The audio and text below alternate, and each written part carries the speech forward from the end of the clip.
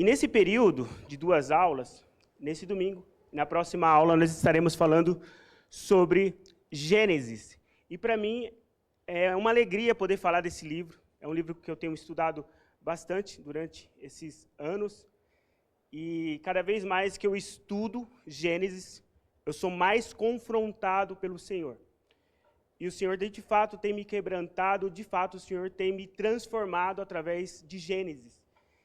E o que eu gostaria de passar para os irmãos nesses 2 domingos é que a gente se aprofunde nesse livro, conheça esse livro, para que a palavra do Senhor nos transforme. Espero também que a palavra do Senhor quebrante os corações, transforme, edifique, anime, porque só ela pode fazer isso, nada mais, né? Então, eu peço que junto comigo a gente possa mergulhar na palavra e aprender do Senhor essa manhã. Então, como eu disse, vamos falar de Gênesis, o livro das origens. Quem aqui, vou fazer uma pergunta, né? Quem aqui tem o Gênesis como um livro habitual de leitura, no seu ano, no seu mês?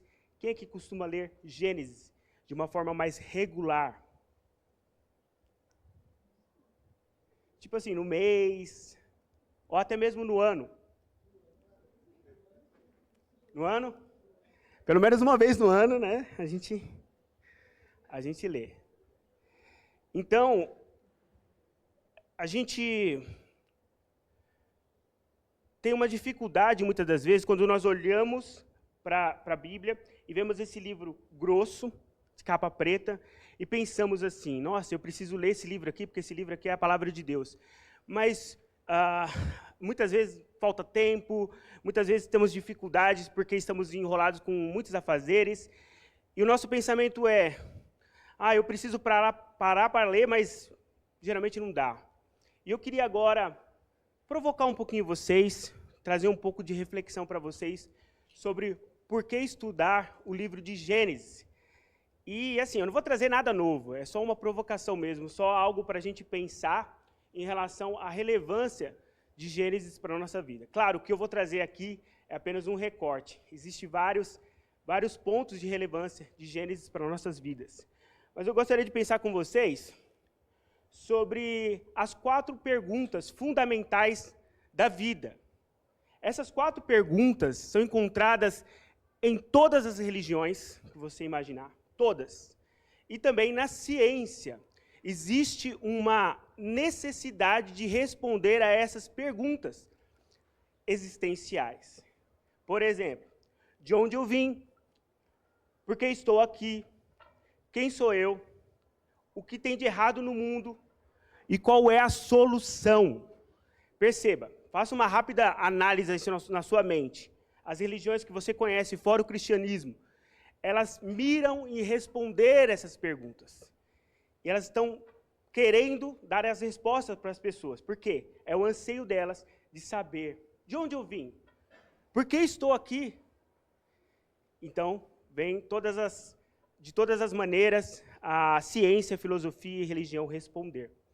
Porém, nós somos privilegiados, porque a palavra do Senhor, ela nos instrui, nos ensina e nos dá essas respostas para a nossa vida. Então, nós somos o povo que não precisamos andar como se estivéssemos perdidos, porque nós temos direção, nós temos as respostas que a palavra dá. E Gênesis é um livro que ele pontua e nos esclarece essas perguntas.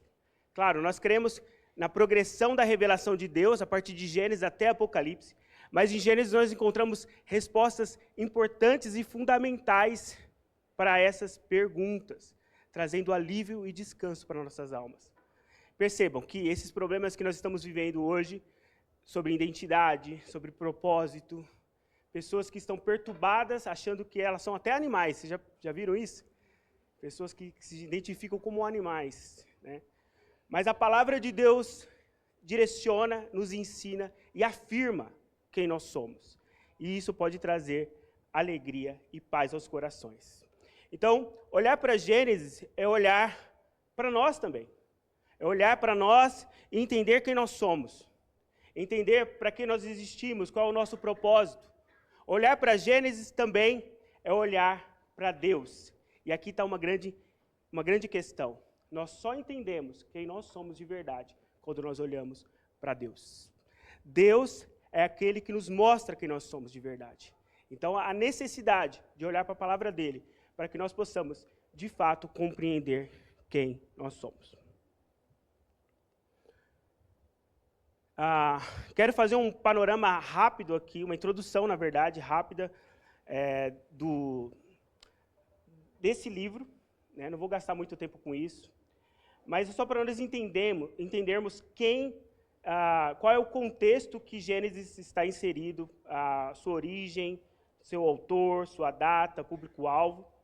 Nós temos aqui a autoria de Moisés. Né? Existe questionamento se de fato Moisés escreveu, existe uma teoria que diz que não foi Moisés que escreveu, que foram outras pessoas, que talvez foi escrita, Gênesis foi escrito talvez no período da Babilônia, mas nós cremos que foi Moisés, inspirado pelo Espírito Santo, que escreveu Gênesis.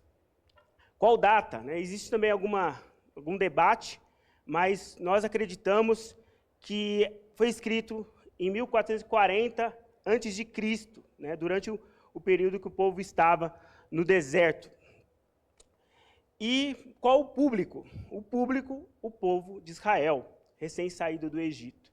E aqui eu quero pedir para vocês me ajudarem, né? Quando nós falarmos de Gênesis, pense no público original, em primeira instância, sabe? Pensa em quem é esse povo que Moisés está escrevendo, inspirado pelo Espírito Santo. Perceba, eles são um povo que saiu, ele é um povo que saiu do Egito. Eles são pessoas que são mais egípcias do que hebreus. Por que isso? Porque eles passaram como povo mais de 400 anos no Egito.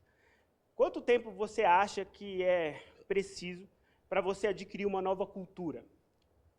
Eu fui agora para o Rio fazer o estágio, eu já saí de lá meio que puxando aqui, né, o sotaque aqui do pessoal do Rio, né? Então, assim, é uma brincadeira, mas nós absorvemos cultura de uma forma, de certa maneira, rápida.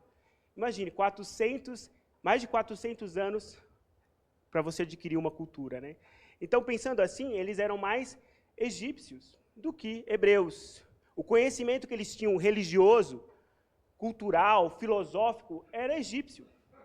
Eles também tinham o ensino, claro, do seu povo, mas eles estavam numa terra estranha, vivendo numa cultura estranha. Então, a influência egípcia, com certeza, era enorme.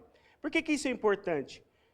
Porque quando nós olhamos para esse povo, nós temos que olhar dessa visão, para entendermos o que Moisés está querendo mostrar para ele, o que Moisés, inspirado pelo Espírito, está querendo trazer de revelação. E isso nos faz entendermos mais profundamente o texto e compreendermos. Propósito do livro, né? E aqui eu apelei aos universitários, trouxe o propósito que o COP, né? Carlos Oswaldo, tem em seu livro, Foco em Desenvolvimento. E ele diz assim: o propósito do livro é promover confiança em Yahvé, o Deus da aliança, demonstrando como a nação devia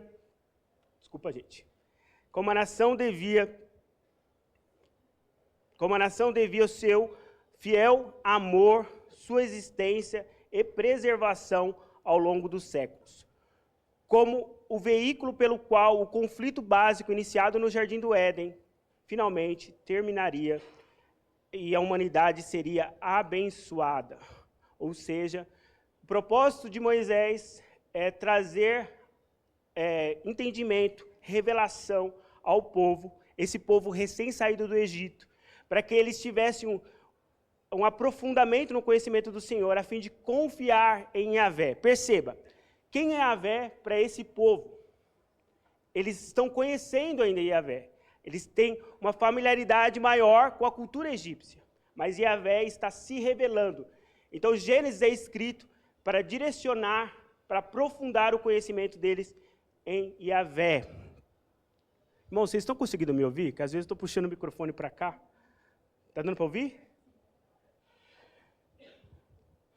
Também agora eu quero falar sobre a mensagem do livro. A eleição e separação de Israel como povo pactual de Deus. Deram-se um contexto de conflito entre o propósito benevolente do Criador e a vontade rebelde de suas criaturas, a quem ele pune em justiça e restaura em amor. E é isso que nós veremos em toda a Gênesis e também no Pentateuco, esse contraste entre o Deus misericordioso, o Deus que ama o seu povo, que cuida do seu povo, e um povo rebelde, que dia após dia deseja se rebelar contra Deus, deseja fazer aquilo que não agrada a Deus, isso tendo iniciado no jardim. Então há esse contraste entre o que nós vamos ver, duas descendências, né? a descendência de Sete, a descendência dos filhos de Deus, e a descendência de Caim, a descendência da serpente. Há esse contraste. Eu queria só pontuar, isso aqui é importante, uma divisão natural do livro quando você lê. Em português, a gente consegue perceber isso de certa forma, mas em hebraico, não é que eu sou profundamente conhecedor do hebraico, mas você consegue ver esse distintivo melhor dos toledotes, que indicam, toledote significa gerações, ou início, ou descendência, e indica o começo, a origem de algo.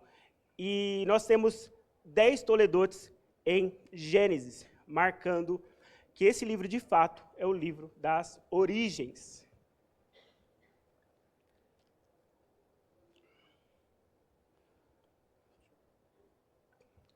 Agora eu quero trazer uma estrutura do livro, de uma forma didática, para a gente entender o raciocínio, a forma que o autor trouxe da escrita desse livro. E essa estrutura é uma estrutura bem básica, né? Ela podia ser bem mais complexa, só para a gente entender a linha de raciocínio do autor ao escrever esse livro. Então nós temos aqui a criação, uma introdução, né? Começa no Gênesis 1, Gênesis 2. Depois temos o relato da queda, Gênesis 3 a 5. Depois temos o dilúvio. E aqui é interessante porque nós temos um tipo de recriação, né? O Senhor, então, depois que o pecado aumenta, depois de Caim, Abel e a sua descendência, Deus, então, manda o dilúvio e reinicia, né? Através de Noé e sua família. Então, tem uma recriação aqui. Nós temos do 6 ao 9, de 10 ao 11, nós temos a Torre de Babel mostrando que, na verdade, a desobediência e a rebeldia do homem continua contra Deus. Então, depois nós temos a divisão nos patriarcas, que nós estudamos na temporada passada, né? Sendo assim, o nosso foco, como nós já estudamos os patriarcas, vai ser nos primeiros 11 versículos de Gênesis. E eu acredito aqui que é um mega desafio, falar de 11 versículos. 11 capítulos, desculpa. 11 capítulos.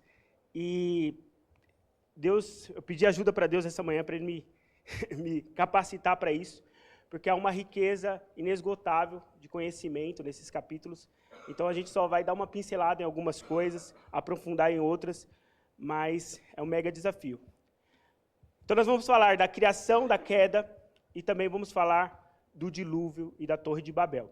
Hoje, se Deus quiser, terminaremos falando da queda. Na semana que vem, falaremos do dilúvio e da Torre de Babel. Certo, irmãos? Feito a introdução, deixa eu só ligar aqui para ver o horário certinho.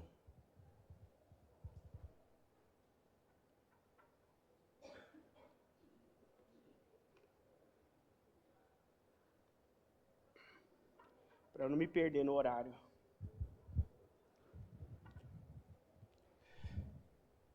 Vamos falar então da criação e da queda, né? Dos dois ali, né? Agora sim, da criação.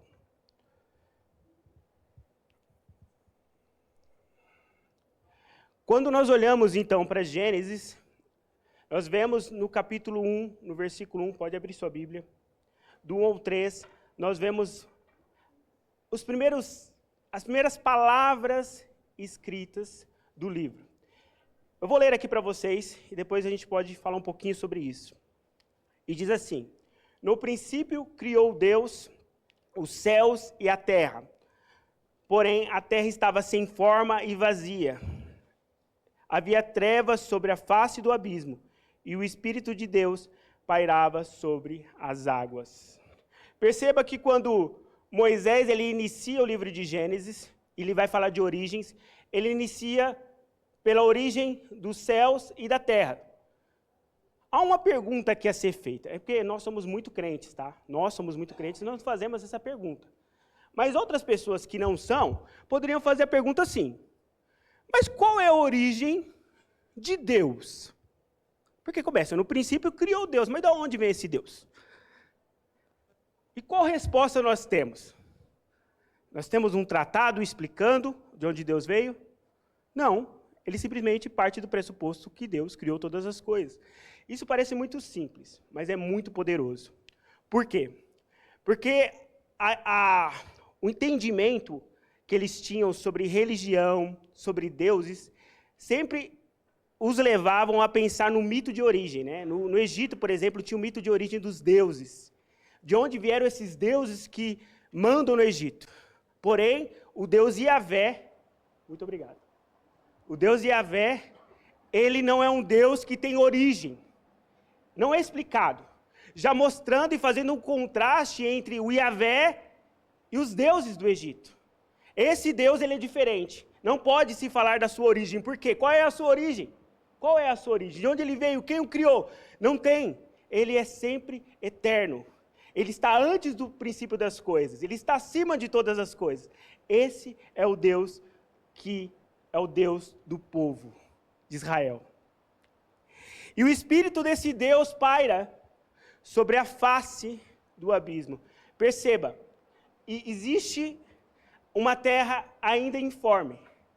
Porém, o Espírito de Deus paira sobre esse mundo ainda informe, mostrando que Deus está olhando e vendo tudo aquilo, está pronto a criar as coisas. Eles têm um Deus, o egípcio, eles tinham um Deus, uma deusa, na verdade, que é a deusa do caos, e eles entendiam que ela coordenava esse caos das coisas. Mas quando Moisés ele aponta, mostrando que o Espírito de Deus paira sobre tudo isso, mostrando que Deus ele está no controle, pronto a trazer do caos toda a ordem, mostrando a superioridade de Yahvé sobre os deuses do Egito. Irmãos, o que nós precisamos entender é que ele não vai falar da origem desse Deus. A partir de então, agora, e o restante de todo o Pentateuco, e de toda a Bíblia, o que nós vamos ver não é a sua origem, mas são os seus atributos. Não de onde ele veio, porque não pode se falar disso, mas quem ele é, na medida do que ele quer se revelar. Isso é muito legal, porque agora nós vamos ver Deus mostrando quem ele é. E rapidamente nós vemos aqui alguns atributos que nós veremos em Gênesis. Esse Yahvé, esse Deus, é um Deus justo. Esse Deus é um Deus gracioso. Esse Deus é um Deus poderoso. Esse Deus é um Deus singular. Quem é o Criador do universo? Ele tem todos esses atributos. Perceba. Agora, pensa comigo. O desejo de Deus em se mostrar à humanidade, em se revelar ao seu povo. Ele quer se fazer conhecido. Deus está pronto para se mostrar, para se fazer conhecido para o seu povo. Não há barreiras para aquele que deseja conhecer a Deus, conhecê-lo. Ele está pronto, ele está aqui, aberto, revelado, para você provar de quem ele é. Isso é muito esperançoso, porque vemos um Deus que poderia ser como aqueles deístas acreditam, né? O deísta acredita que um Deus pode ter feito o mundo, mas ele pode ter abandonado, ele não faz parte mais disso aqui, ele não se importa com a sua criação. Nós cremos que o nosso Deus, ele criou, mas ele também deseja se revelar à sua criação, deseja se mostrar, deseja que o seu povo veja a sua glória, os seus atributos, e assim tenha prazer e alegria. Então vamos os 5 primeiros dias da criação. E aqui também não vou entrar em detalhes. Os irmãos, acho que desde a EBD, né? Quais são os dias da criação? O que foi criado? Então eu não vou entrar muito em detalhes. Eu vou só pontuar algumas coisas importantes. Então nós temos aqui, sendo criado nos 5 dias, luz. Depois nós vemos os céus e a terra. Não, os céus e o firmamento. Depois vemos a terra e as plantas, os luminares e os animais. Então nós vemos isso sendo feito de uma forma poética, né? Eu estava estudando para essa aula, e eu estava vendo um exegeta mostrando, um estudioso da Bíblia mostrando a estrutura poética dessa narrativa da criação. Então há uma beleza literária também, ao declarar como foram criadas as coisas. E perceba que o meio que foi criado é pela palavra. Há um ponto importante aqui a se destacar. Deus sempre fala, a Gênesis sempre fala, e disse Deus, e disse Deus. A palavra é muito importante, mostrando para o povo de Deus que se a palavra tem poder para criar coisas, a palavra de Deus também tem poder para firmar as suas promessas, e as suas promessas serem cumpridas, porque a palavra de Deus tem poder. Deus faz coisas por meio da palavra, Deus também cumpre suas promessas, declara suas promessas e cumpre suas promessas. A palavra de Deus tem poder. Interessante aqui que eu trouxe um rápido, não vai dar para a gente explicar muito sobre isso, mas aqui está um panteão dos deuses do Egito. E eu queria mostrar esse contraste para vocês, que é belo. Os deuses do Egito, eles eram deuses de alguma coisa. Deus do sol, Deus do vento, Deus de alguma coisa da natureza. E perceba que quando a criação é narrada, há uma verdadeira confrontação de Moisés à cultura egípcia, porque ele está dizendo o seguinte, olha que belo, irmãos. Está vendo tudo isso que eles adoram? Sol, vento, natureza, essas coisas. Tudo isso que eles adoram, que eles acham que é Deus, não é Deus. É criado, é uma criação de Yahvé. Yahvé, Deus, é superior, é o Criador de todas as coisas. Ele está elevando o Deus do povo de Israel acima do panteão de deuses do Egito. E derrotando eles, mostrando que, na verdade, eles são falsos deuses. Perceba? Se você olha com a mentalidade daquele povo, você perceba quanto isso é mais chocante. Isso é mais forte para eles. Yahvé é o Deus sobre todos os deuses. Então chegamos ao 6º dia e vemos homem e mulher sendo criados. E aqui eu também não posso me aprofundar. O que eu queria destacar é que quando nós olhamos a criação do homem, da mulher, nós percebemos que Deus, então, fundamenta coisas que são essenciais para nós. Que hoje em dia, há muita discussão sobre essas coisas, como eu disse no começo.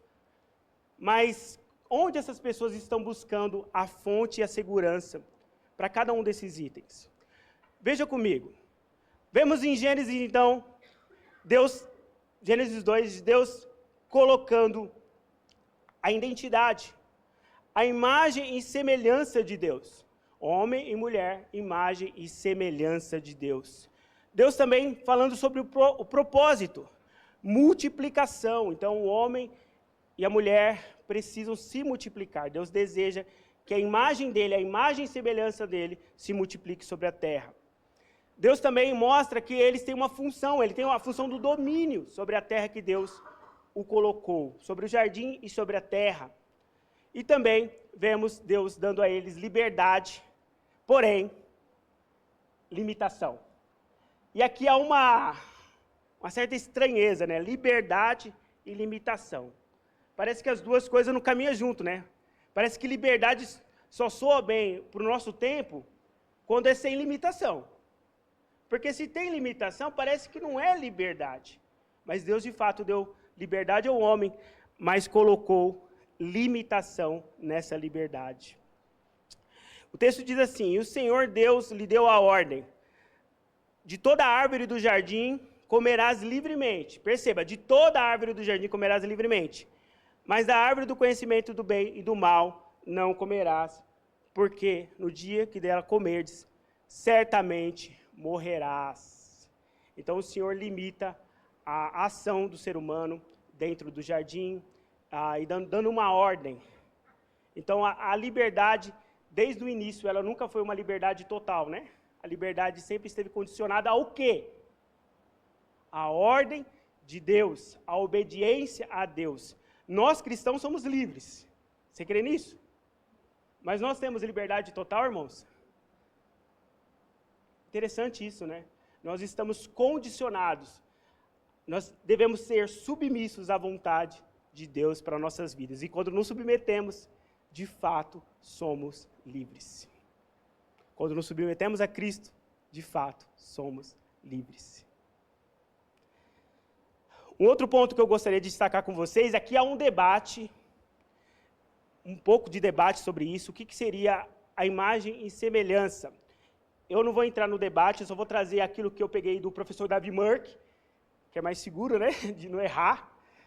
O que poderia entender como imagem e semelhança de Deus no ser humano? Seria os atributos comunicáveis de Deus, ou seja, aquilo que Deus em si tem, em si é de atributo, e ele comunica aos homens, ou seja, ele dá aos homens em certa medida desses atributos. Então nós vemos aqui sentimentos. Nós somos pessoas dotadas de sentimentos. Nós temos inteligência, nós podemos pensar, conhecer, falar. Nós temos moralidade, nós podemos escolher entre o certo e o errado. E nós temos a capacidade de nos relacionar de forma íntima e pessoal. Isso aqui, podemos entender que esses atributos Deus nos comunicou, e isso nos faz imagem e semelhança dele aqui na terra.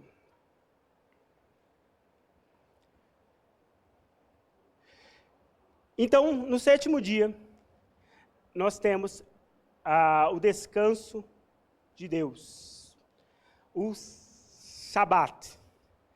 E é interessante aqui, porque sempre eu cresci na igreja, né? Então eu sempre pensei, assim, meu raciocínio, tá? Me perdoa minha ignorância, mas assim, Deus trabalhou, aí no sábado ele vai descansar. E eu ficava pensando, mas Deus cansou, assim, por que ele vai... Não faz sentido. Deus, ele é todo poderoso, por que ele vai ter um dia... E quando eu fui estudar mais sobre o Shabat, o sábado, eu entendi que, na verdade, eu era um ignorante, né? Eu não entendia o que, de fato, é o Shabat. Ele não tem a ver com o descanso de você recuperar suas forças físicas. Um descanso daquele cara cansado, que precisa dormir, descansar. Não. O Shabat tem a ver com a contemplação da sua obra. Deus, então, termina a sua obra nos 6 dias, e no sábado, então, ele para e contempla aquilo que ele fez como obra das suas poderosas mãos. Irmãos, isso aqui é lindo. Isso aqui é muito lindo. Porque o nosso Deus, ele mostra para nós princípios, mostra para nós fundamentos, para vivermos a nossa vida. E muitas das vezes nós pensamos... eu ando muito estressado, eu ando muito nervoso, eu ando muito atarefado. E quando nós olhamos para a Bíblia, ela nos ensina, nos mostra como devemos descansar. Descansar não é somente ficar sem atividade, deitado na cama, espalhadão. Mas descansar é contemplar. Só que nós não somos os criadores. Quem é o criador é Deus, ele fez todas as coisas. O que nós devemos contemplar então? O que há de belo? Aí você pode falar, não, eu posso contemplar o meu trabalho, o que eu fiz com a obra das minhas mãos. Você pode, muito bom isso. Mas eu vou dizer uma coisa para vocês. As obras da nossa mão, por mais legais que elas sejam, por mais maravilhosas que elas sejam, elas sempre serão pequenas. O nosso olhar de contemplação, o nosso sábado, é a contemplação do próprio Deus, de quem Ele é e do que Ele faz. O sábado tem a ver de nós pensarmos e olharmos e falarmos: olha quem é o nosso Deus e o que Ele faz. E descansar nisso, sabendo que quando nós dormimos, Ele trabalha.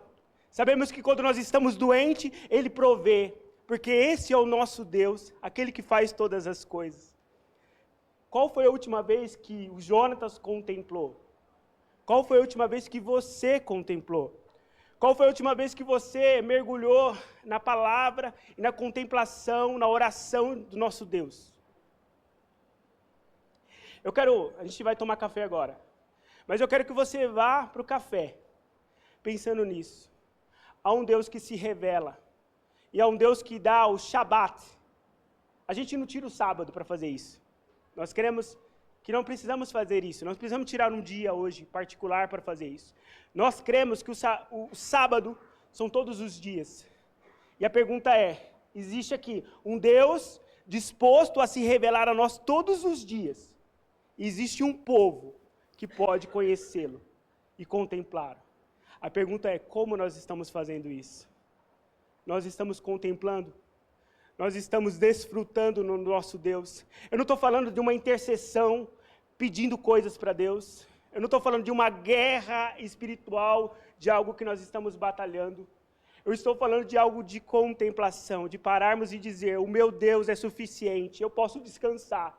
Eu sei que está acontecendo algumas coisas que estão fora do meu controle, mas o meu Deus é suficiente porque Ele fez os céus e a terra por Sua palavra. E Ele também me fará firme até o fim. Irmãos, precisamos ter a contemplação. Precisamos ter o tempo de admirarmos o nosso Deus, de vermos como Ele é belo e poderoso, e descansarmos no poder dEle. Só que isso vai significar uma coisa. Vai significar que você possivelmente vai deixar de trabalhar um pouco, do tanto que você faz. Vai deixar de estudar um pouco, do tanto que você faz. Vai deixar de fazer alguma atividade que você gosta, do tanto que você faz, para poder se concentrar e se dedicar a Ele. Esse é o nosso desafio. Nos aprofundarmos no conhecimento de Deus e na sua beleza. Esse é o nosso dia, esse é o nosso sábado. Nós podemos fazer isso a qualquer momento. Ele está acessível a nós. Por meio do quê? Da sua palavra, por meio do Espírito que habita em nós. Ele está acessível a nós. Descansa, meu irmão, descansa, minha irmã, e contempla o nosso Deus. Vamos tomar café?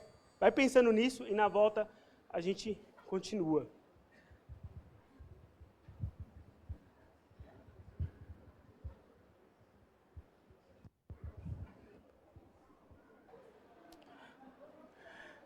Então nós acabamos de falar da criação, né? O que a Bíblia descreve como criação. Falamos dos 7 dias. E agora vamos para o capítulo 3 de Gênesis e vamos ver a narrativa sobre a queda de Adão e Eva e também de toda a humanidade.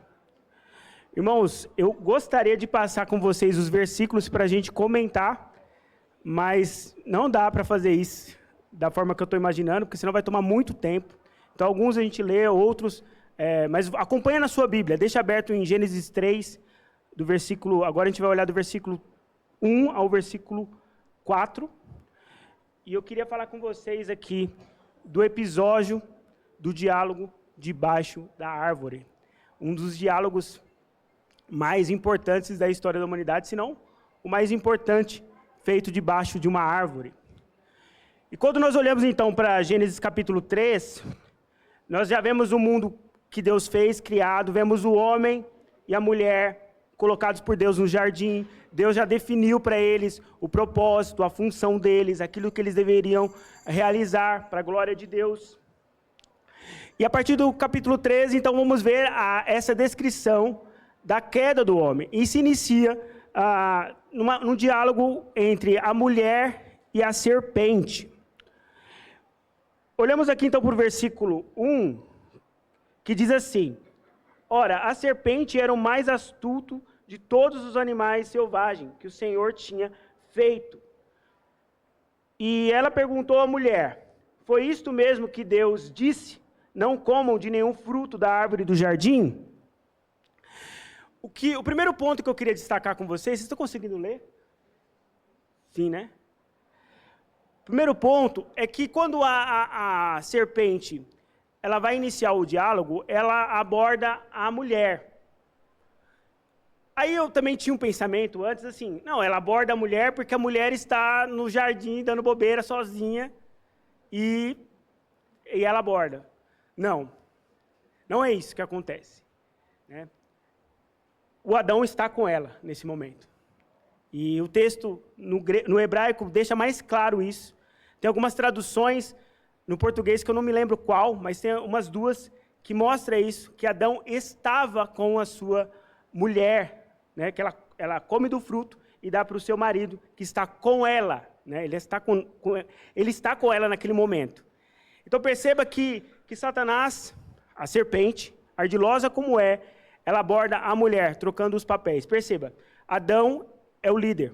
Deus coloca Adão para cuidar e zelar do jardim. A mulher como sua auxiliadora idônea. Mas Adão é o líder. A serpente aborda, então, a mulher, mostrando o quê? Não, isso não faz sentido.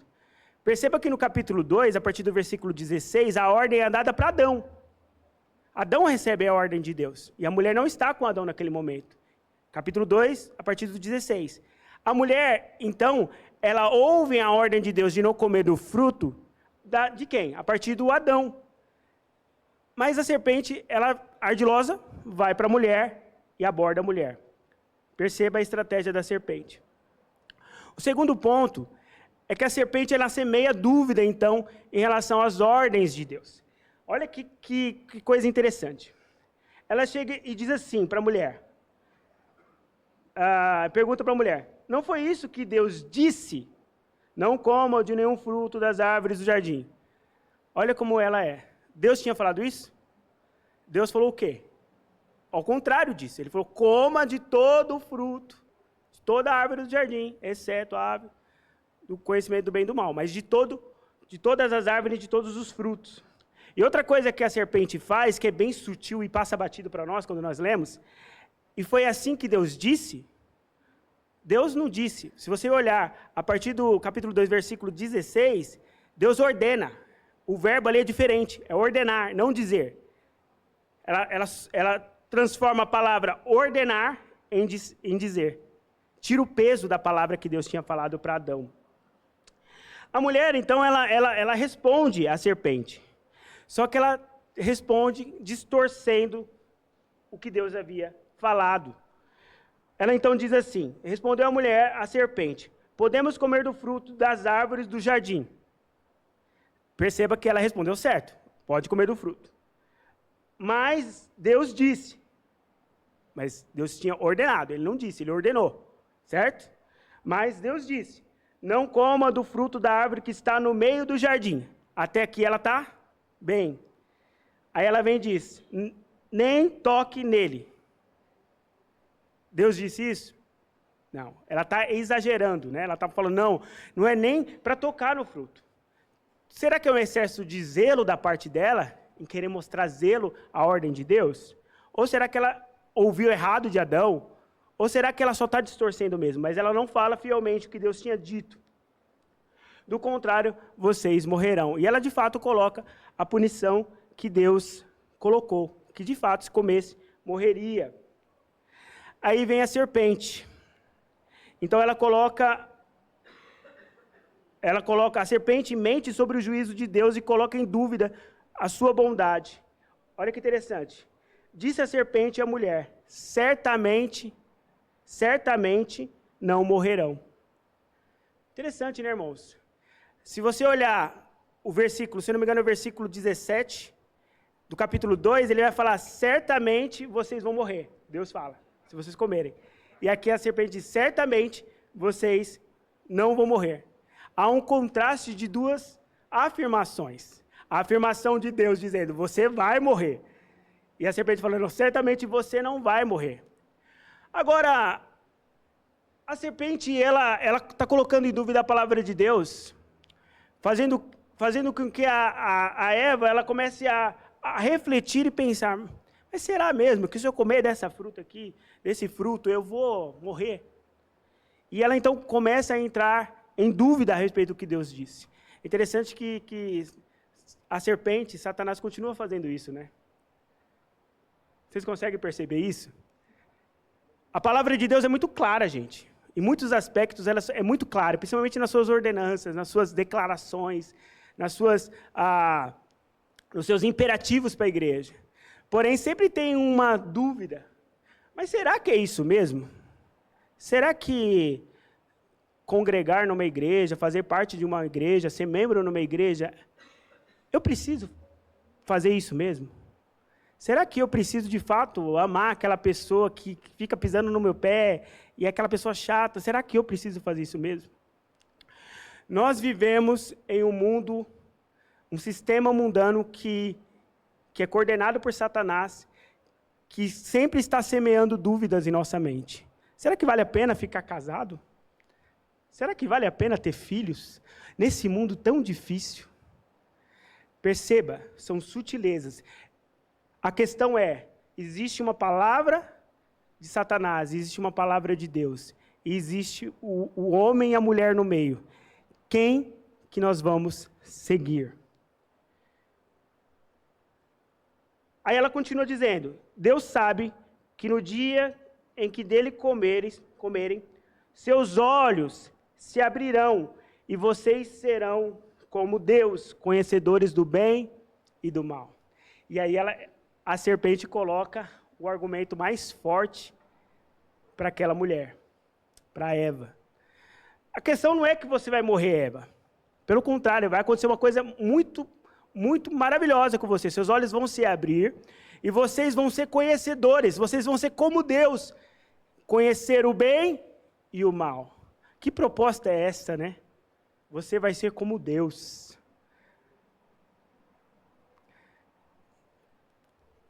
A gente fala muito de idolatria hoje em dia, né? A tendência, muitas vezes nós olhamos para os católicos e vemos eles adorando imagens, olhamos para outras religiões, principalmente lá no Camboja, tem estátua para todo canto, né? Você vê a idolatria ali latente, né? Visível, né? Adoração de deuses. Mas eu queria levar você para uma reflexão rápida aqui. Rápida. O homem, ele por si só foi criado para adorar. Deus fez ele para adorar. Para adorá-lo. E ele em si vai buscar algo para adorar. Mas aqui no jardim nós vemos uma coisa interessante. Se você comer do fruto, você vai ser como Deus.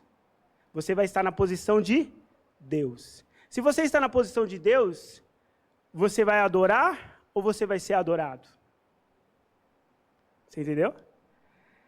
A grande questão é que quando nós vamos contra a palavra de Deus, quando nós desafiamos, confrontamos aquilo que Deus estabeleceu em sua palavra, o que nós estamos dizendo, em outras palavras, é: você não é o meu Deus, eu sou o meu Deus. As suas palavras podem ser mudadas por mim, porque eu sou o meu próprio Deus. O que eu estou querendo dizer é que, na verdade, essas estátuas, essas esculturas, esses ídolos são máscaras do que, na verdade, é uma adoração ao próprio eu.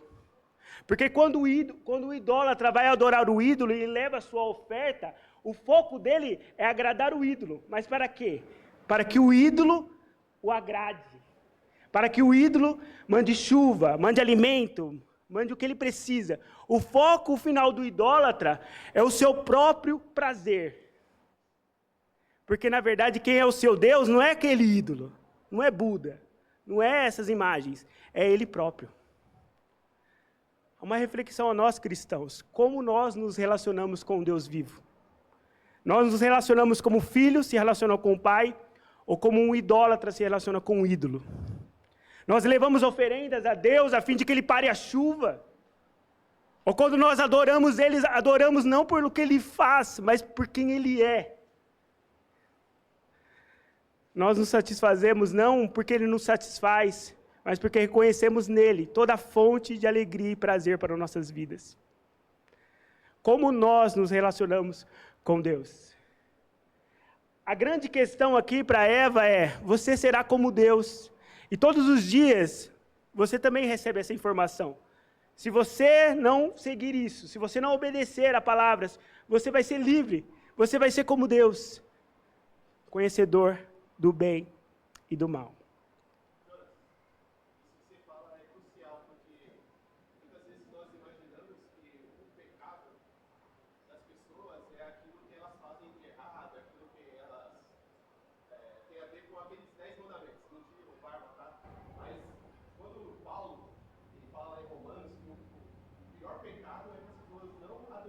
Sim.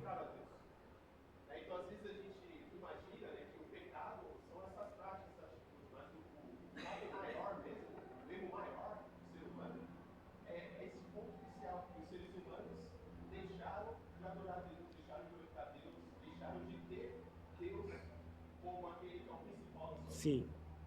Então, por isso que muitas pessoas se veem bem com a vida, né, porque não imaginam que o pecado maior delas, que o que Deus realmente quer transformar no coração, é esse ponto. Sim. É torná-las adoradores de coisas que elas não são. Sim.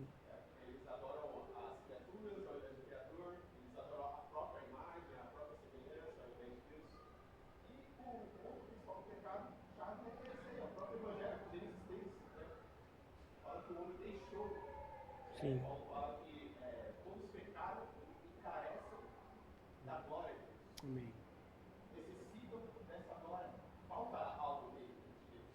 Então, isso é muito importante para mim. Gênesis trata justamente esse ponto. Ele fala que por isso que você falou da importância de nós lermos Gênesis, porque ele realmente ele vai tocar nesse ponto. O pecado do ser humano deixa Deus para buscar os seus próprios desejos, suas próprias emoções, seus próprios sentimentos. Sim. Isso é o erro. Sim. Essa é a queda, de fato. Sim. Sim. Sim. Sim, isso. Isso.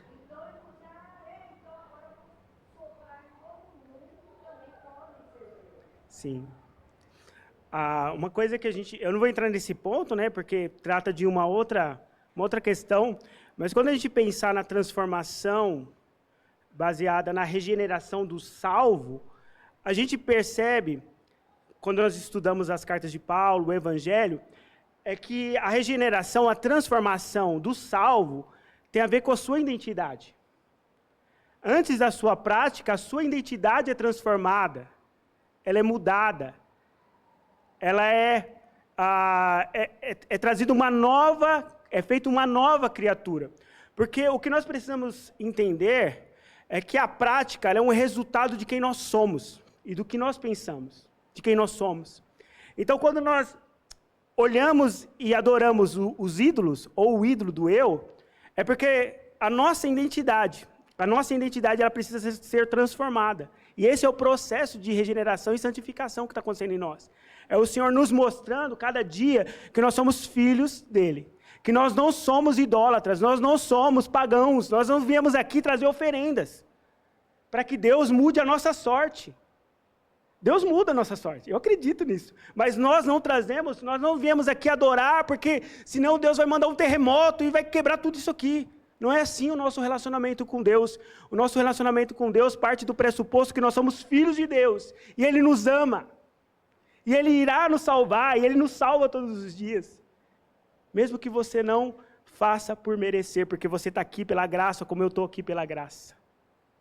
Tem a ver com nossa identidade em Cristo, quem nós somos nele, e o processo de santificação que está acontecendo em nós.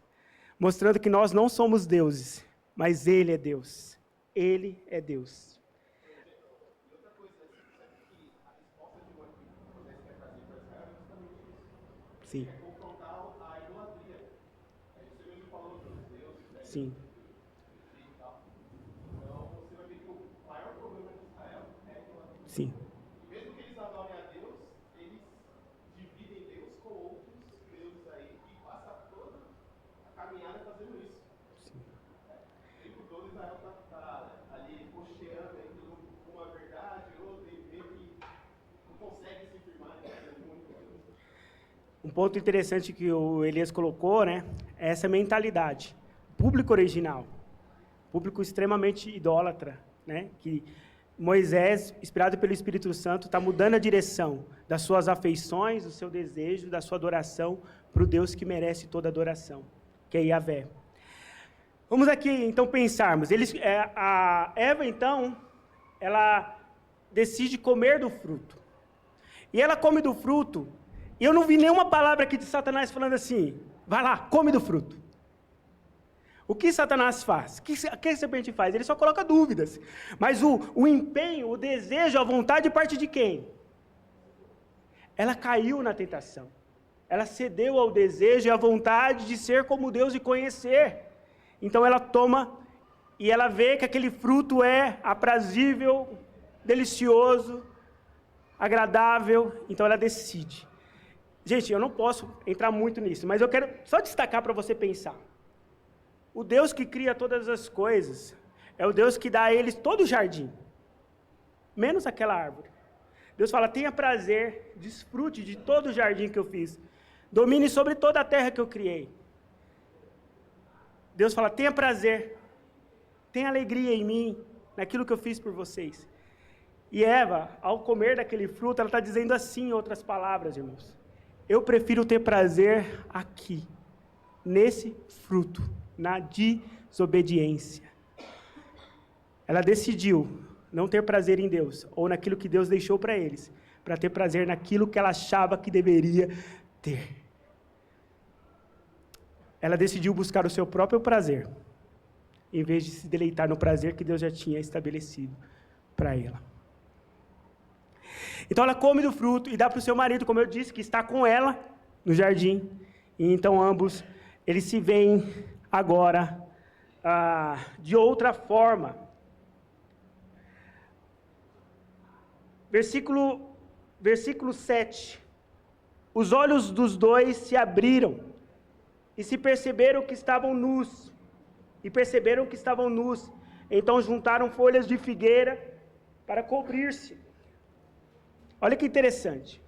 Eles estão comendo do fruto. E o que acontece com eles? Eles, de fato, têm os olhos abertos. Eles percebem o quê? A sua nudez. E aqui há algumas consequências do pecado. A primeira consequência é que quando eles percebem a sua nudez, eles se envergonham. E eles constroem para si roupas. Por que eles se envergonhavam? Por que se envergonharam? Eles já andavam nus, mas por que agora, depois de comer o fruto, eles se envergonham? Há aqui algumas interpretações possíveis, mas o que eu gosto mais, eu acho mais simples em relação ao texto, é que na verdade eles perceberam o que eles tinham feito. E diante do que eles tinham feito, de ter desobedecido a Deus, estado em rebeldia contra Deus, eles perceberam a sua fraqueza, a sua pequenez, o quanto eles eram frágeis diante daquele Deus todo-poderoso e criador. Então eles decidem de alguma forma se proteger, se cobrir daquilo que eles tinham feito. Então a vergonha nasce. Há também uma separação, porque, olha o versículo 8. Ouvindo o homem e sua mulher os passos do Senhor Deus, que andava pelo jardim enquanto soprava a brisa do dia, esconderam-se da presença do Senhor entre as árvores do jardim. Então agora, o ser humano, homem e mulher, ele não tem mais um movimento em direção a Deus. O movimento dele agora é contrário. Agora, em vez de ele ter uma relação com Deus, de um Deus que se revela, eles preferem se esconder desse Deus, porque eles sabem que eles estão debaixo do pecado da desobediência. E esses passos que eles dão para longe de Deus, é os mesmos passos que os filhos de Adão até hoje dão para longe de Deus. Porque quando Deus ele tem o movimento da sua graça de se aproximar, o que o ser humano faz é o quê? Se esconder. Porque ele sabe que ele está em desobediência contra Deus. Mas o nosso Deus é o Deus que vai até o jardim. Eu não sei se vocês acham, mas eu acho isso incrível. Deus não precisava ter ido ao jardim. Ou afinal ele não é conhecedor de todas as coisas? Deus fez tudo por sua palavra, por que ele tinha que ir no jardim? Por que ele tinha que ter esse diálogo com eles lá? Mostra que ele é um Deus que deseja se relacionar, deseja ir até nós. ao mesmo tempo que ao mesmo tempo que a humanidade foge dele. Esse é um desenho da humanidade em todos os tempos.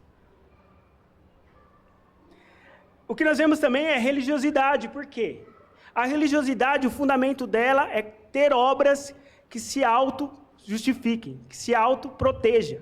Lembra que eu falei do idólatra e do ídolo, né? O idólatra faz as suas oferendas a fim de ter benefícios. O religioso, ele cumpre o seu rito religioso a fim de ele ter os seus benefícios. Aqui nasce a religiosidade. Por quê? Eles pecam. Em vez de procurarem Deus para resolver o problema, eles constroem roupas para si, a fim de esconder a sua fraqueza, a sua vergonha, o seu pecado. Outro retrato da humanidade, que em vez de procurar o Deus vivo da salvação, procura meios por si só de se justificar e de se fazer apto e qualificado de estar diante de Deus. Terceiro ponto que eu queria destacar aqui, terceira consequência, foi o medo. Perceba que agora eles estão diante do Deus Pai, do Deus Criador deles, mas eles têm medo, porque eles sabem que agora eles estão diante daquele também que julga todas as coisas. Eu não posso entrar em todos os detalhes aqui, vou passar rápido, né? E agora entra também a culpa, né? E aqui é uma coisa engraçada, porque você vê um culpando o outro, né? Deus fala, o que aconteceu? Adão. E Adão fala, foi culpa da mulher. E o que aconteceu, mulher? Foi culpa da serpente. E um joga a culpa para o outro. E eu gosto muito da interpretação do professor David Murk sobre essa parte, né, do homem colocar a culpa na mulher. Perceba, eles sabiam que eles tinham cometido pecado, eles sabiam que Deus viria com justiça, que eles poderiam morrer pelo pecado que eles tinham cometido.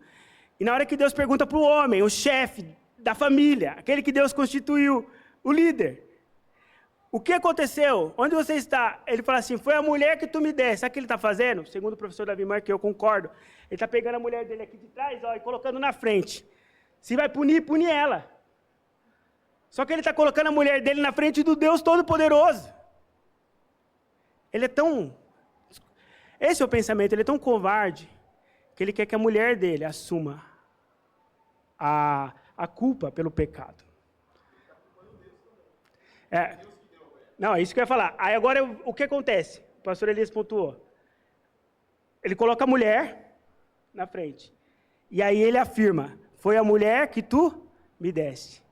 Coloca em Deus também a culpa. Será que isso é um retrato da masculinidade?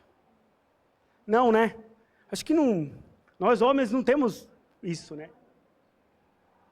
Ou é um retrato exato daquilo que podemos ser, do nosso potencial de pecadores. De ser de ser homens que abrimos mão daquilo que nós temos como dever, daquilo que temos como responsabilidade, assumimos a culpa daquilo que precisa ser assumido e colocamos as mulheres. Outro ponto. Será que nós, homens, em vez de apontarmos o dedo para nós, e falarmos, eu que errei. Sabe, aquela situação que eu devia ter agido com honestidade, acabei não agindo, fui eu que errei. A gente fala assim, não, Deus, é porque o Senhor me colocou naquela situação. Porque se o Senhor não tivesse me colocado naquela situação, eu não teria cometido esse pecado. Esse é o retrato de um homem que desobedece a Deus e agora ele vive sobre o medo e vive culpando ao outro. Perceba como o Gênesis, ele mostra para nós, é um raio-x do nosso coração. Um raio-x da nossa condição. E se você entende, eu entendo, como nós podemos agir em relação a isso? Aí nós vamos lá construir vestes de folha de figueira? Não, nós vamos até Cristo. E clamamos para que Cristo transforme a nossa mente e o nosso coração dia após dia, para que nós possamos ser homens e mulheres segundo o coração de Deus. Isso tudo é para nos humilhar. Para que nós olhemos e falemos, nós somos fracos mesmo. Mas nós temos em Cristo a esperança de transformação para nossas vidas. Porque nós não conseguimos amar nossa esposa. Nós não conseguimos amar a Deus, mas por meio de Cristo, do Espírito dele que habita em nós, nós podemos amar.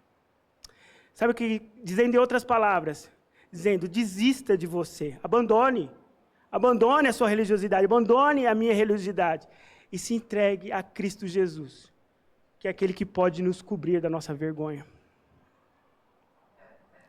Gente, rapidamente, continuando as consequências, a serpente é amaldiçoada, físico e espiritual.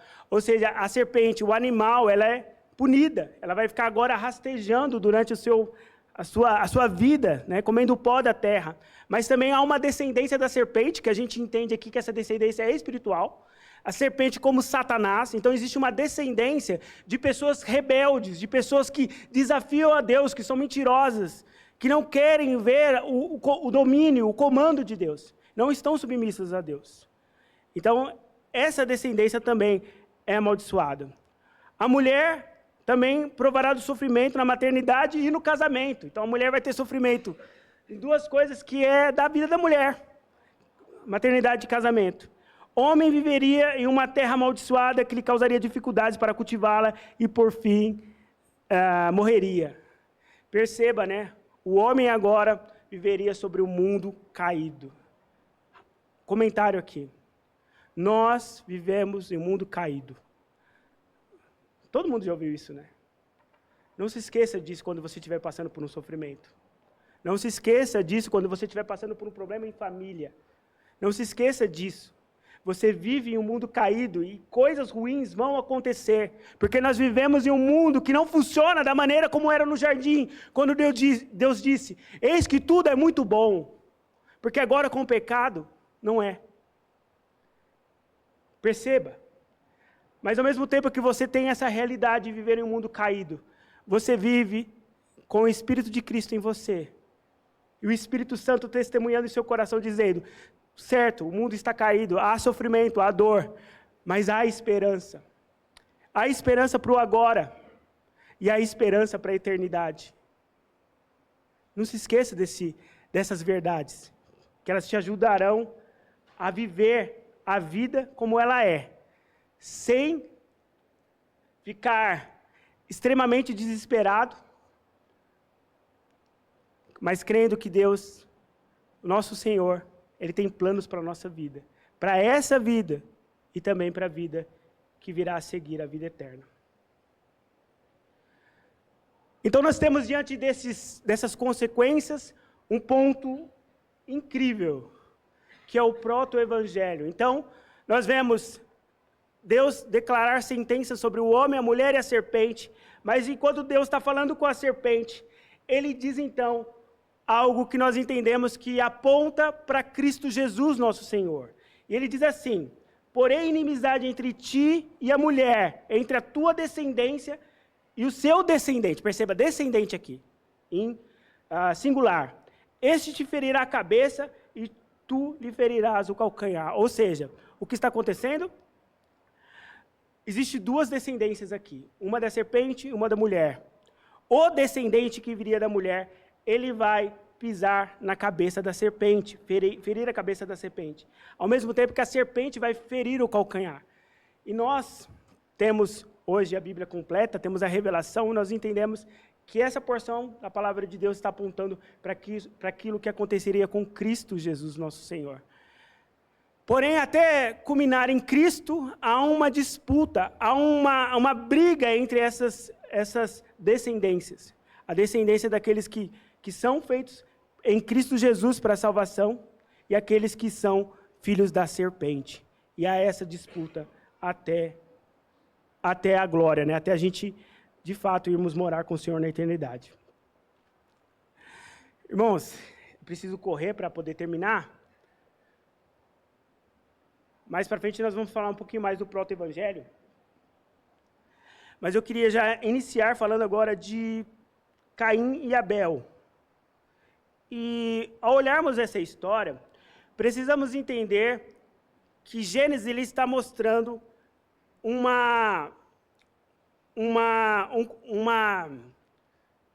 caminho, uma direção para onde as coisas estão indo. Perceba, Deus cria tudo muito bom, o homem peca, Adão e Eva, e agora eles são expulsos do jardim, e agora eles têm filhos, e esses filhos eles vão seguir o caminho do pecado. E perceba que, quando nós lemos o capítulo 4, versículo 1, Deixa eu abrir minha Bíblia aqui. Capítulo 4. Abre aí no capítulo 4. Versículo 1. O texto diz assim: Adão teve relações com Eva, sua mulher, e ela engravidou e deu à luz a Caim. E disse ela: com o auxílio do Senhor tive um filho. Eu estava estudando sobre esse versículo, e esse versículo indica que possivelmente Eva e Adão estavam já entendendo que esse descendente seria Caim. A expectativa do descendente que feriria a cabeça da serpente, ou seja, iria destruir o mal, possivelmente seria o próprio Caim. Essa era a expectativa deles. Porém, na verdade, Caim não seguiu esse caminho. Pelo contrário, ele seguiu o caminho da serpente. E Adão e Eva tiveram outro filho chamado Abel. E aqui nós vemos dois tipos de cultos, né? Um culto feito por Caim e outro culto feito por Abel. Caim era lavrador. Lavrador, cuidava da terra, plantava, e ele então decide fazer uma oferta a Deus. E ele faz uma oferta do fruto da terra. Ele era um lavrador, ele pega o fruto do seu trabalho e vai fazer uma oferta a Deus. Abel é um pastor de ovelhas, e ele então traz do seu rebanho uma ovelha para oferecer a Deus. Porém, ele traz a primícia do seu rebanho. A pergunta: por que Deus se agradou da oferta de Abel, mas não da de Caim? Irmãos, por quê? Aí as pessoas falam: não, mas tem uma interpretação que fala: não, é porque, na verdade, Deus queria uma oferta de sangue. Uma oferta que tivesse sangue. Se você ler o texto, não parece indicar muito isso, pelo menos esse texto. Porque, na verdade, os dois trouxeram do fruto do seu trabalho. E quando você olha para Levítico, Deuteronômio, tem ofertas de frutas. Então, a questão não é uma oferta de sangue em relação a uma oferta de frutas. Por que Deus recebe de um e não recebe de outro? Essa é a pergunta. Você já parou para pensar nisso?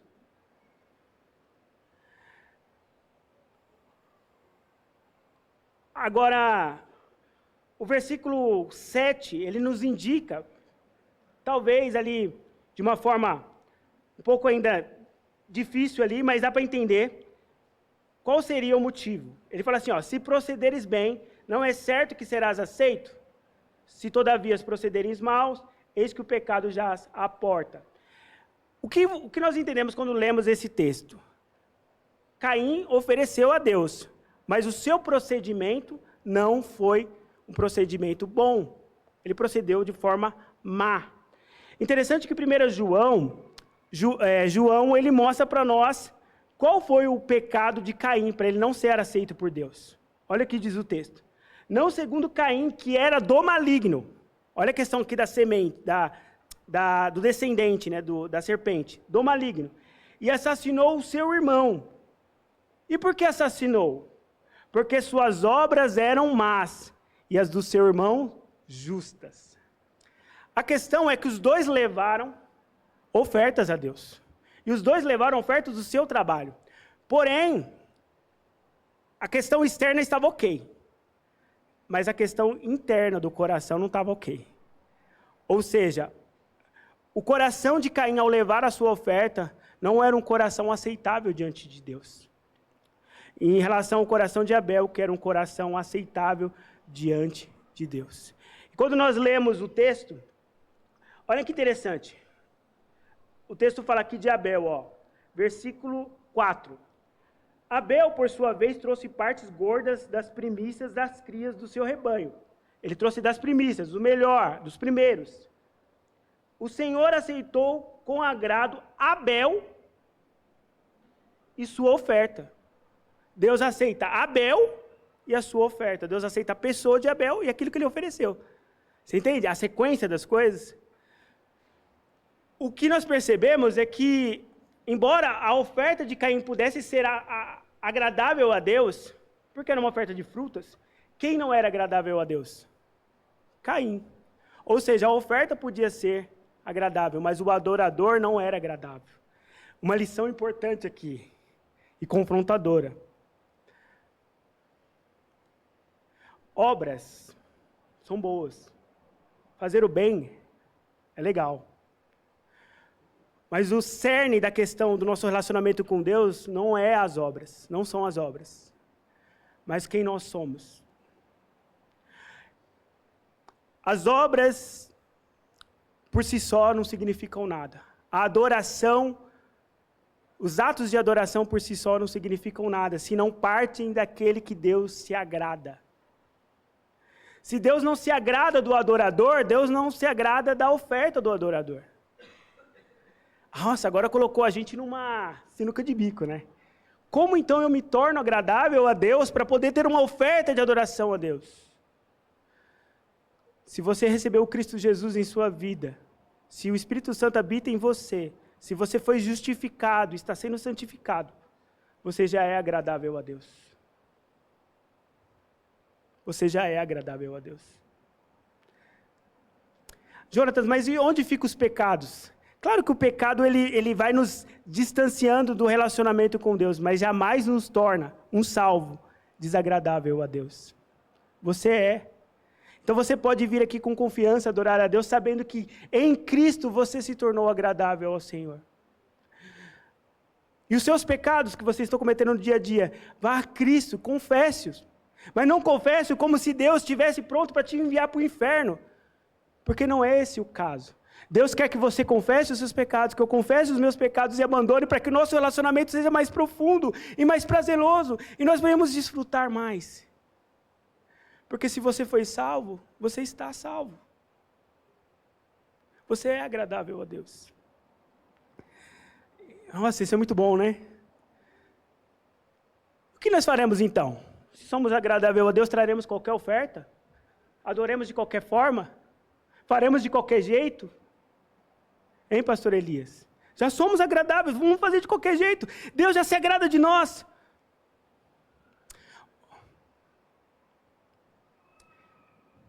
Não tem como. Como que a gente vai viver uma vida assim? Olhando para um Deus de graça e de amor, que nos amou e ama até o fim. E vivemos uma vida de adorador totalmente bagunçada, totalmente desqualificada. Não faz sentido. Deixa que o amor que Deus tem pela sua vida te constrange e te transforme, e me transforme, para que a gente seja cada dia mais um adorador para a glória de Deus. Deus não precisa te coagir pelo medo. Ele não precisa ficar constantemente falando na tua cabeça, olha, você vai para o inferno, você vai para o inferno, você vai para o inferno. O que ele precisa, na verdade, o que você precisa, na verdade, é olhar para ele e entender que esse amor, ele é transbordante. E esse amor é capaz de te fazer todos os dias melhor, para a glória dele.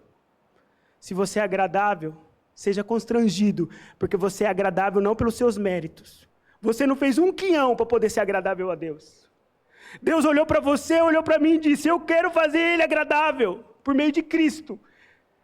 Não é seu mérito, não é meu mérito, é mérito dele. Então viva uma vida em gratidão, vivemos uma vida de gratidão e louvor a esse Deus que nos faz agradáveis.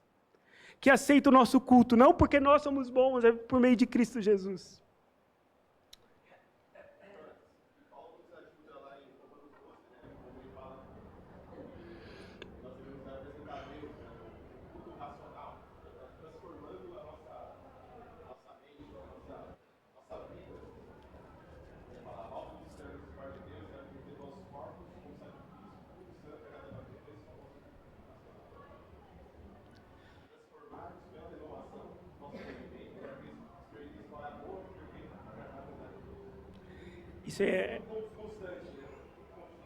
Isso é interessante, né? Porque o desejo de Deus, na verdade, é que a gente reconheça quem nós já somos em Cristo, qual é a nossa posição em Cristo. Nós já estamos em Cristo.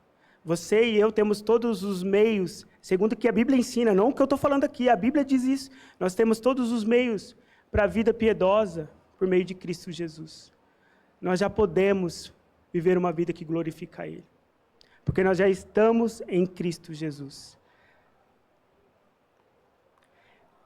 E então, essa atitude, quando Deus ele então não recebe a oferta de Caim, Caim então cai o semblante, e ele não gosta do que Deus fez, né?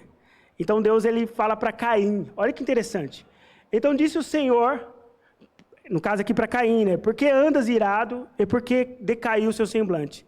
Se procederes bem, não é certo que serás aceito. Se todavia procederes mal, eis que o pecado jaz à porta, e o seu desejo será contra ti, mas a ti cumpre dominá-lo. Ou seja, Deus fala para ele, ó, esse fato de você não ter gostado, de você não ter aceitado a minha decisão de aceitar a oferta de Abel em vez da sua, isso trará para você uma questão de luta pelo seu desejo. O pecado jaz à porta. Deus é o Deus que olha para o coração. Deus, de fato, olhou para o coração de Caim, ele percebeu, está o pecado ali, pronto. Eu entendo que naquele momento, a ânsia pelo assassinato de Abel já estava no coração de Caim. E cumpria a ele dominar esse desejo vil de assassinar o seu irmão. Crescimento da maldade. Caim desenvolve uma atitude socialmente vingativa, quando a sua oferta é rejeitada e a do seu irmão é aceita por Javé. Caim desenvolve uma atitude espiritualmente cínica, à medida que mata traiçoeiramente o seu irmão, a despeito da clara advertência de Deus contra o poder destrutivo do pecado. Caim recebe uma punição justa e a expulsão da terra habitável, combinada com uma provisão misericordiosa e a proteção contra a vingança de sangue. Perceba que Deus, ao mesmo tempo que Ele traz a punição, Deus também traz o resgate. Deus também traz a esperança também. No caso aqui, para Caim, para que ele não fosse morto por mais alguém, né? E agora, já caminhando para o fim, eu queria olhar com vocês rapidamente. A gente vai ver, então, a partir do capítulo 5 e a partir do capítulo 4 e capítulo 5, nós vamos ver as gerações, tanto agora de Caim, como as gerações também de Sete, que é o outro filho, né? Abel morre, Adão, então, tem outro filho com Eva, que é Sete. E essa geração de Sete é uma geração que, na sua maioria das pessoas, eles invocam o nome do Senhor. E um destaque que eu queria fazer aqui com vocês, que tanto o sétimo, a partir de Adão, de Caim, o sétimo, a partir de Adão, da descendência de Caim, é Lameque. E esse Lameque, ele é uma pessoa que ele leva a maldade avante, né? Porque Caim, ele mata Abel, como nós sabemos. Só que Lameque, ele vem e mata uma pessoa, e ele mata de uma forma também bem desprezível, assim. Ele não se importa com a vida. E possivelmente ele mata 2 pessoas ali, aumentando a maldade no coração da humanidade, mostrando esse retrato. Porém, o sétimo, da parte de Adão, da linhagem de Sete, é Enoque. E Enoque foi o homem que invocou a Deus, que andou com Deus. Então, nós vemos o contraste dessas 2 gerações em Gênesis. Nós vamos ver isso bem claramente. Irmãos, consegui.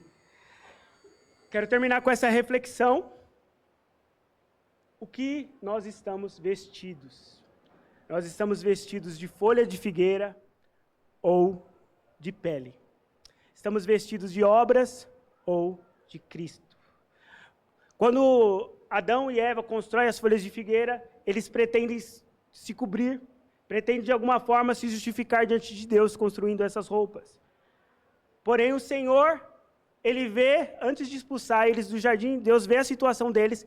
O Senhor mesmo mata um animal, um cordeiro, e Ele pega dessa pele, faz uma roupa e cobre a nudez de Adão e Eva.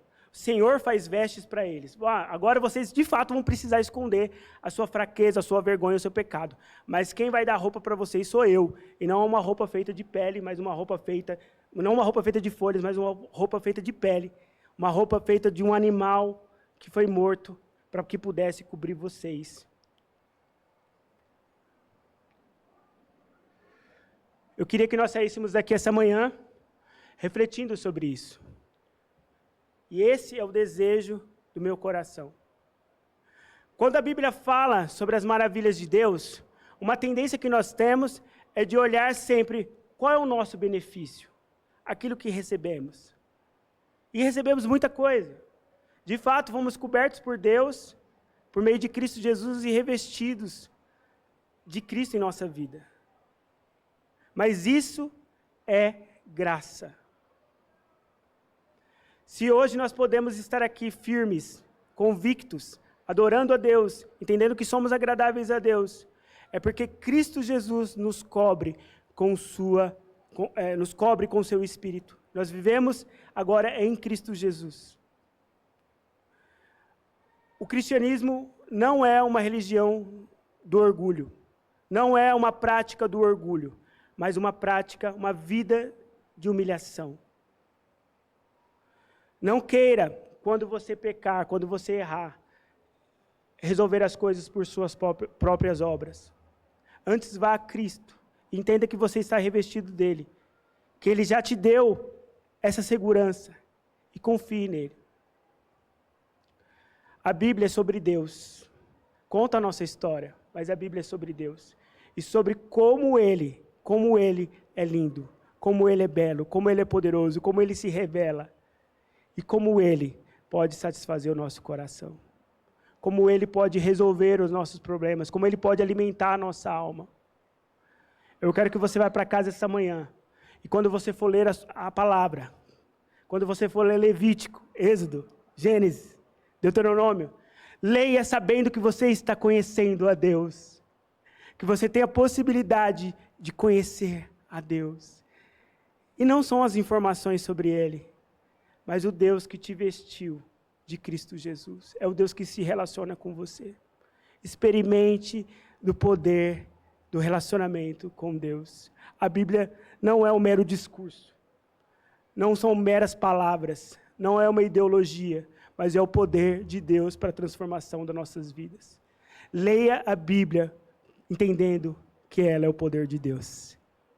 E desfrute da presença dEle. Porque você não está vestido de folhas, você está vestido de Cristo Jesus. Vamos orar?